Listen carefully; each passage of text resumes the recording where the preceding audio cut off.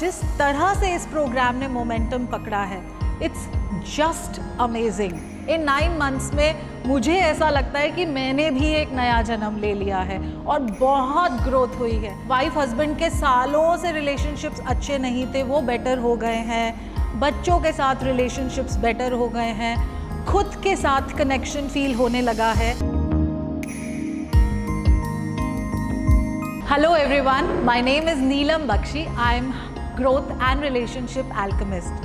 हमने approximately 9 months पहले जब ये प्रोग्राम स्टार्ट किया था स्पेस का, तो मुझे नहीं पता था कि ये इतना बड़ा रूप ले लेगा।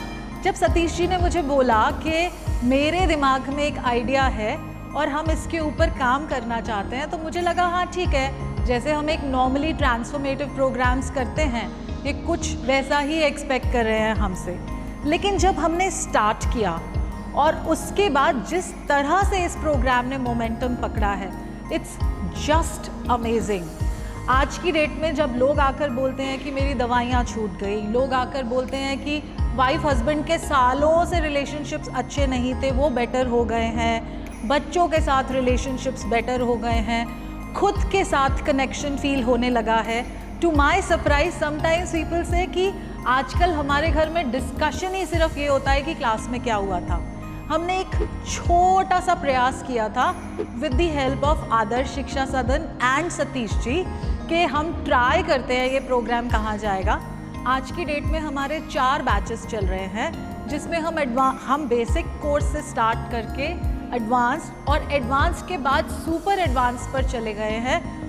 सबसे मज़ेदार बात यह है कि आज की डेट में हमारी एडवांस की स्टूडेंट्स अपने आप में बहुत बड़ी कोचेस बन गई हैं, जो क्लासेस कंडक्ट कर रही हैं, लोगों को हेल्प कर रही हैं, लोगों की हीलिंग में हेल्प कर रही हैं, लोगों की काउंसलिंग में हेल्प कर रही हैं। तो सच में मुझे लग रहा है कि Satish ji is quite a visionary man.